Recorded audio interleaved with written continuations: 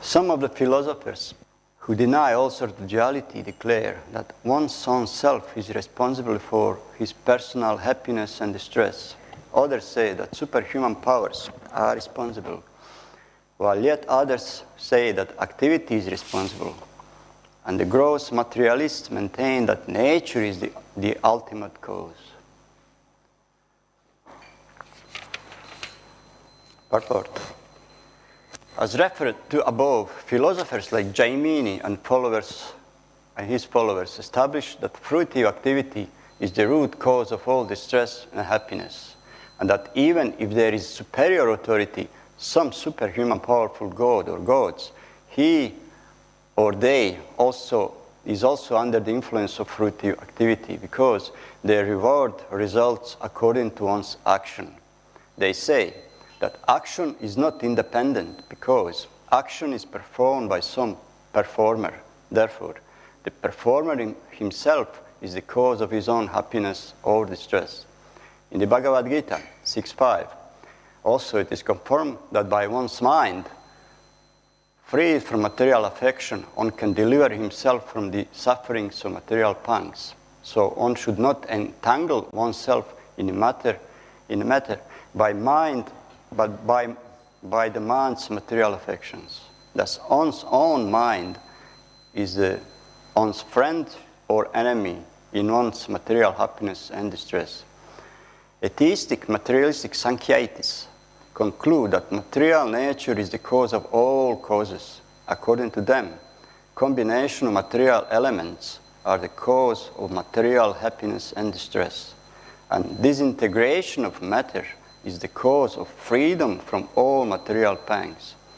Gautama and Kanada find that atomic combination is the cause of everything, and impersonalists like Ashtavakra discover that the spiritual effulgence of Brahman is the cause of all causes. But in the Bhagavad Gita, the Lord himself declares that he is the source of impersonal Brahman, and therefore he, the personality of Godhead, is the ultimate cause of all causes. It is also confirmed in the Brahma Samhita that Lord Krishna is the ultimate cause of all causes. What's that verse from Brahma Samhita? He is cause, sarva karana karanam, cause of all causes. So we see these different philosophers here. They take partial truth without knowing the origin of all the theories, what is behind. They take part of it, they create philosophy, that's the ultimate. They're all right, but they're partially right. See? Beginning from materialists who don't see anything else. For him, matter is cause, spirit is behind. Whatever you see, that's a matter, that's a cause. So, try to elaborate a little bit on the verse.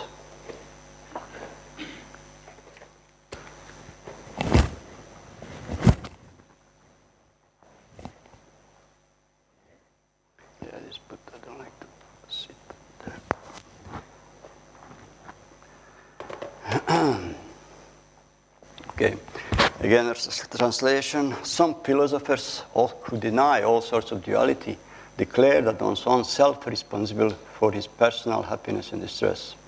Others say that superhuman powers are responsible, while yet others say that activity is responsible, and the gross materialists maintain the nature of the ultimate cause. And in this way, those 3, 4 fighting. What's the truth? Okay. Kechid vikalpa vasana. What it means, vikalpa? In the verse says there. What is vikalpa?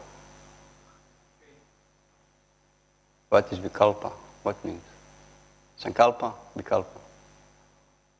What sankalpa, vikalpa? Accepting, rejecting, that's it, yeah. So, sankalpa is accepting, but here in the verse this is vikalpa. That means those who reject all kinds of vasana. What is vasana? There's a few different translations, but in this case is vasana. Same like samskara. Vasana means desire or impression. Yeah. In this verse is desire described. So those who deny all sorts of dualities mentioned in the verse itself.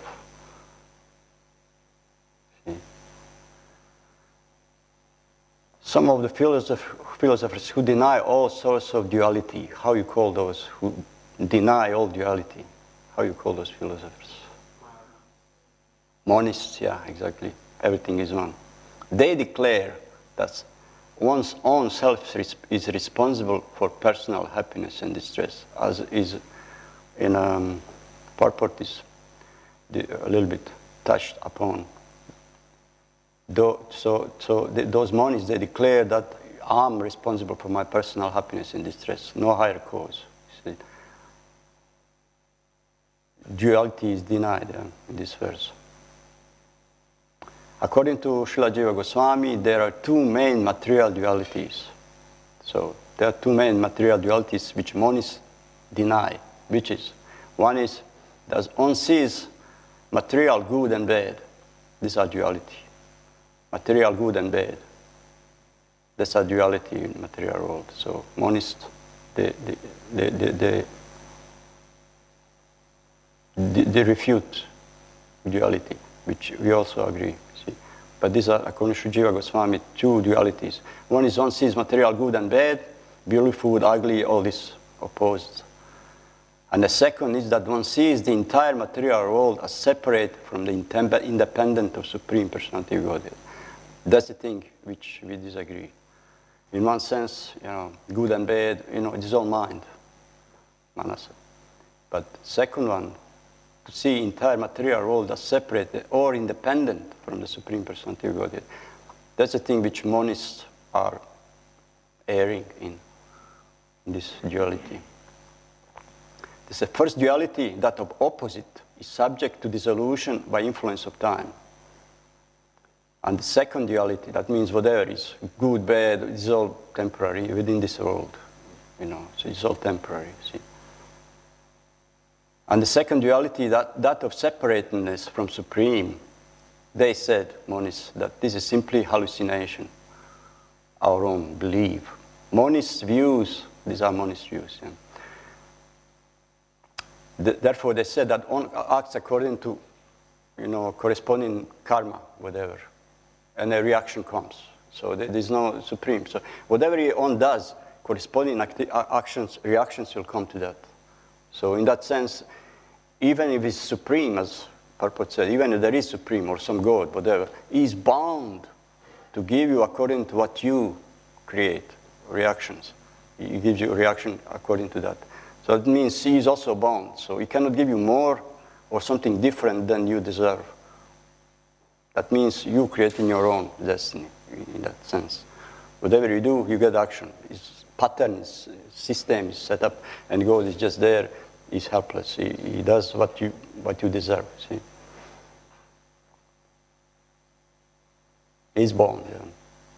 So in that sense, we are cause of our happiness and our distress.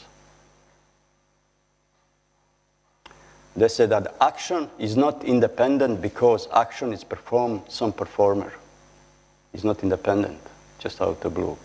We have five items of action. You remember them? Yeah, place, work, endeavor, finally super soul. So performer is just one of them. And performer means, we discussed the other day that Vishnu Chakravarti Thakur says, Prabhupada doesn't elaborate, but performer means desire, which means false ego. This is performer. False ego is performer, which carries everything else, sets up mind in motion, intelligence in the motion, and finally senses in motion due to false ego. It's interesting, like incredible here, that as verse says here, when Maharaj Parikshit met Dharma, Dharma doesn't complain, who did this, what's happened, like devotees. They never accuse, pure devotees never accuse any mischievous mongers, Prabhupada said there. They see some indirect cause, like their karma, their whatever cause. They think that suffering should be and must be greater than they actually get. They get it a little bit on. So from mundane point of view, this is insane, more or less. Like, can you imagine, like you walk down the street and somebody just walks to you and then beats you up, breaks your one leg, both arms, and you are there in the blood. And policeman comes and asking, what the hell is happening? Who have done this to you? And you see, and you start to kind of philosophize. Well, dear, whatever, policeman, as they say, verses ahead, and yesterday's verse also. It's hard to say who did this to me, I'm bewildered by different opinions of different philosophies, theories and so. So some believe that no one can ascertain the cause of my, invalidity now. So you cannot express by words what, imagine. And what policemen think, this guy is nuts, This guy is nuts. You'll call ambulance, but we'll call also other guys, So, and he said, my dear policeman, I says later, Bull Dharma says, Maharaj Parikshit, you judge this, he said, you think thoroughly of it and you judge who is the cause of my suffering. So, dear policeman, you judge who is the cause of my suffering. And a guy who did this is just in the crowd there, So, but what Maharaj Parikshit says, policeman of the planet, in the later verses, few verses ahead, he said, the Emperor Parikshit, thus hearing the personality of religion speaks. Hearing the personality of religion speaks, was fully satisfied. And without mistake or regret, he gave his reply. So, policeman wouldn't understand. You think you're nuts. But Maharaj Parikshit understands cause and effect. So, if you just imagine that you could see this in any circumstances, to see entire picture, whatever happens to you, that's actually intelligent. That's how we should see. If you just focus on one simple event, small speck of event in which you are, your circumstances, whatever it is, and you don't see broad picture and ties and connection, and you will never be able to judge properly. You'll never be able to come out of depression. So that's the way to see things, to see entire network, even karma, everything. So devotee is a philosopher, yeah. He tried to find out what's the cause of my situation. He doesn't accuse this one or that one or something. Always learns from any situation. So do you do that? Do you ever lamented due to a certain situation, you couldn't get out of it, accusing everybody? Temporary happens, of course, at least, yeah?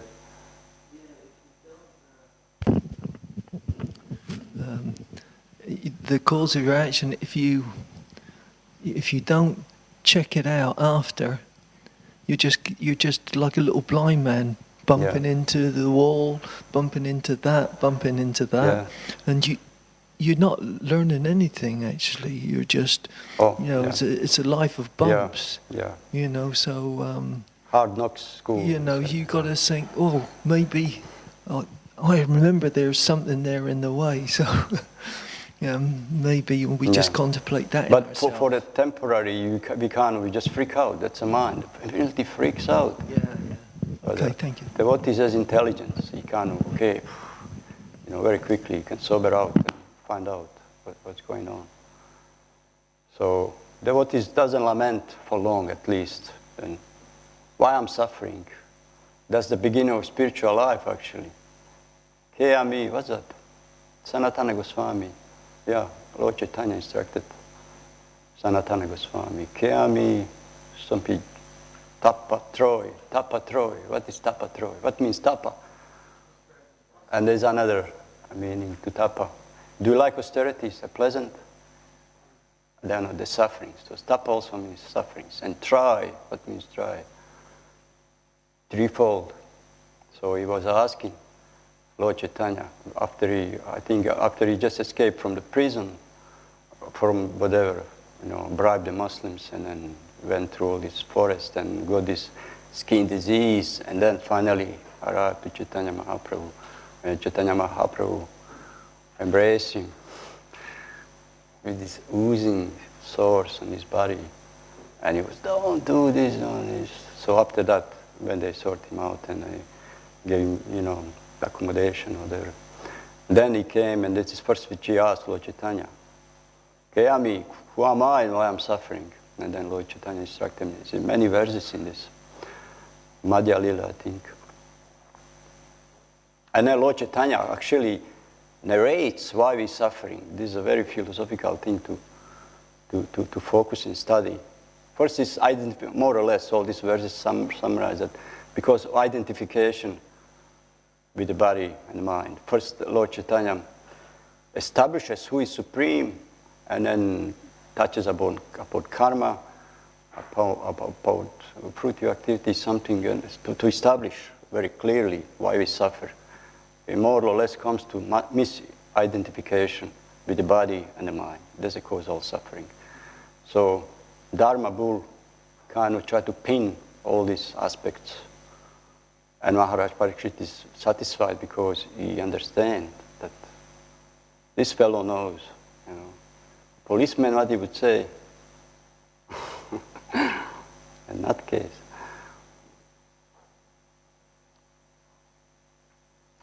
So, as I said, if we observe this just small spot we cannot understand, we have to have philosophical understanding also.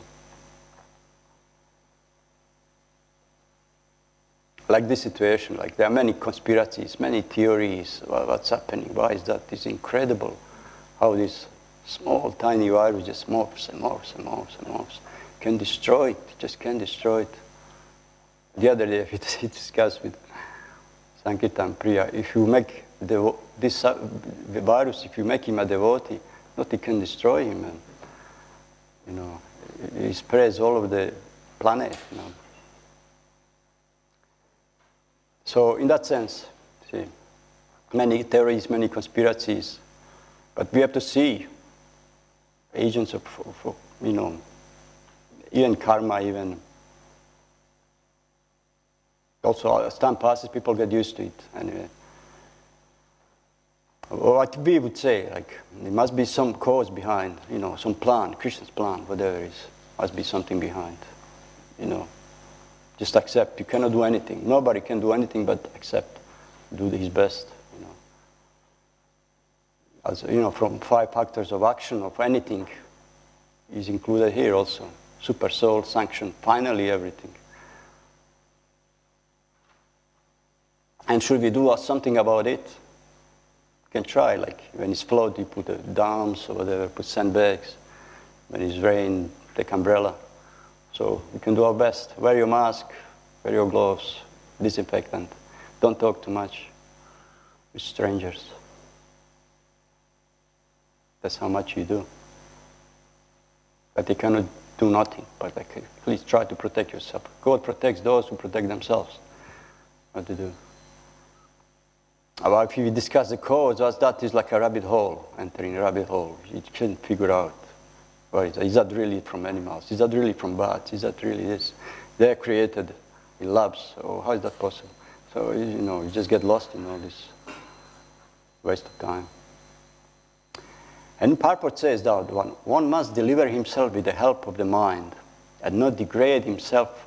Mind is the friend of conditioned souls and his enemy as well, which Prabhupada quotes, verse Bhagavad Gita 6.5. Said, by one's mind freed from material affection, one can deliver himself from the suffering of material pangs. Our affection only causes our suffering. Only our affection causes suffering, nothing else. So to be neutral is that solution. To be observer. Actually, most of the, if not all, spiritual paths advise you to be observer, not to identify, to be observer. See? For good or for bad. For example, like if you enjoy sports, unless you identify with one of the sides, you cannot enjoy the sport. You watch the movie, unless you identify with some of the characters, you cannot enjoy a movie. If you are just observer, you're just so sterile, neutral. So in this way, for good or for bad, it's the same. Because only mind causes you to panic. Fear, lust, anger, greed is all in the mind, because you identify with the mind. That's the thing. Identification with the mind. For example, most common is like maybe fear. See, mind is geared to be negative. I don't know if you are afraid of, I don't know, whether death, darkness, ghosts, something. Mind just keeps adding to it. And if you identify with the mind, then it goes out of control. You start to panic. See? But it's just imagination of the mind. See? So according to this, you have to be neutral observer. If you see sense objects, as soon as you identify with it, you'll try to enjoy it or whatever, use it. So that, then the karma immediately kicks in. So that's.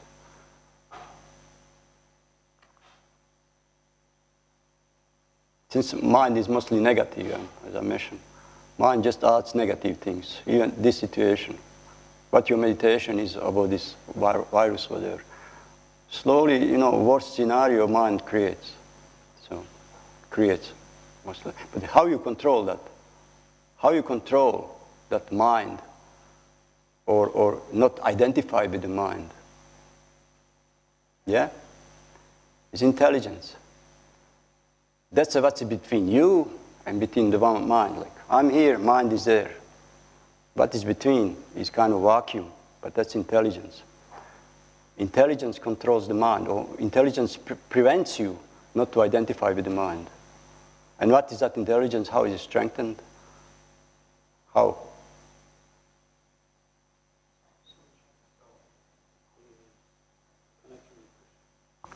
Yeah, but there is something very concrete, specific. Intelligence. Yeah, this is part of it. Intelligence. You need knowledge about it. You have to need to know things. You need to know situation. Intelligence. That's intelligence, Shastic. And also, intelligence also is discrimination. Like I wrote some here.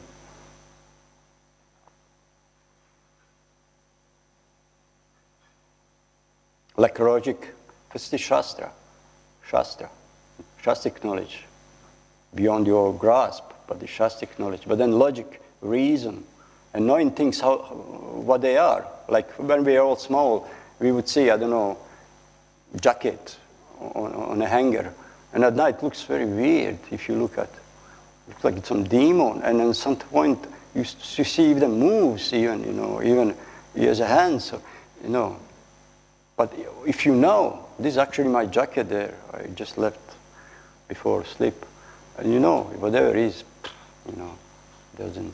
I remember my brother once, many years ago. He was small. There was a room, and somehow maybe it was moonlight over there. Light was in that room, and door was open, and then next door was our room. So we're sleeping on the bed there. And next day, my brother said, "My goodness, I don't know, maybe it's true. There is some kind of creature there, with scale, body, like sort of dwarf, just standing and staring at the wall like this, It is see or not, I don't know. I mean, like small boys, they have kind of subtle mind.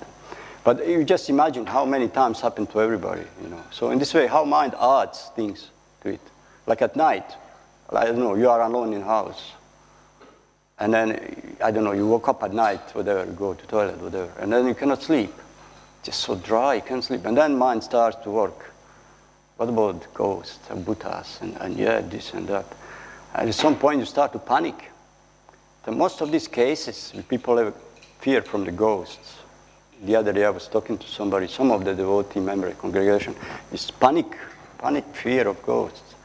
And most of it is added by mind. And then you start to believe, and it's happening, you feel, you hear the sound.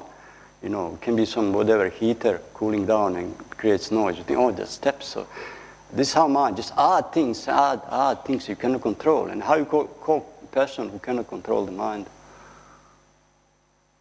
He's madman. That's a psychosis. Madman. So to be observer, to distance yourself from the mind, that's the thing. There's a mind, there is me. Between is intelligence. You have to just walk away from it. Walk away from it. You have to know things as they are. If you just kind of turn your back towards whatever it is. Small identification, that's how mind works.